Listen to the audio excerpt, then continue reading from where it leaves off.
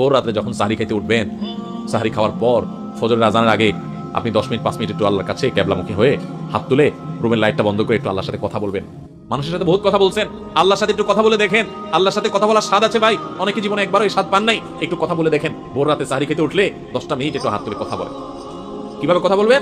কথা বলবেন এইভাবে, ও আল্লাহ, কত গুনাহ আমি করেছি, কত পাপাচার আমি করেছি, মরতে আমার হবে, তোমার কাছে যাওয়া আমার লাগবে আল্লাহ। শয়তানের প্ররোচনা করেছি, এই রমজান মাস তুমি কত মানুষকে মাফ করে দাও। নবী করিম সাল্লাল্লাহু আলাইহি ওয়াসাল্লাম বলেছেন, ওয়ালিল্লাহি মুতাকাউ মিনান নার ওয়া যালিকা ফি কুল্লি লাইলা। রমজানের প্রত্যেক রাতে আল্লাহ তাআলা অনেক মানুষকে সাধারণ ক্ষমা ঘোষণা করে দেন, যে যাও অমুক অমুক অমুক অমুক যাও, তোমাদেরকে মাফ করে দেওয়া হলো, জাহান্নাম থেকে মুক্ত ঘোষণা করে দেওয়া হলো। আল্লাহ কত মানুষকে আপনি সাধারণ ক্ষমা করে দিবেন। আল্লাহ আপনার সাধারণ ক্ষমা পাওয়ার জন্য কোনো যোগ্যতার দরকার হয় না, আপনি চাইলে যাকে তাকে মাফ করে দিতে পারেন। দুনিয়ার প্রেসিডেন্ট প্রধানমন্ত্রী চাইলে একটা দেশের যাকে তাকে যা খুশি তা দিয়ে দিতে পারে। তাদের যদি ক্ষমতা, তারা তো মানুষ। আল্লাহ আপনি তো মহান সৃষ্টিকর্তা, আপনি তো চাইলে আমার সব অপরাধগুলো মাফ করে আমাকে ফেরেশতা বানায় ফেলতে পারেন, পারেন না আল্লাহ?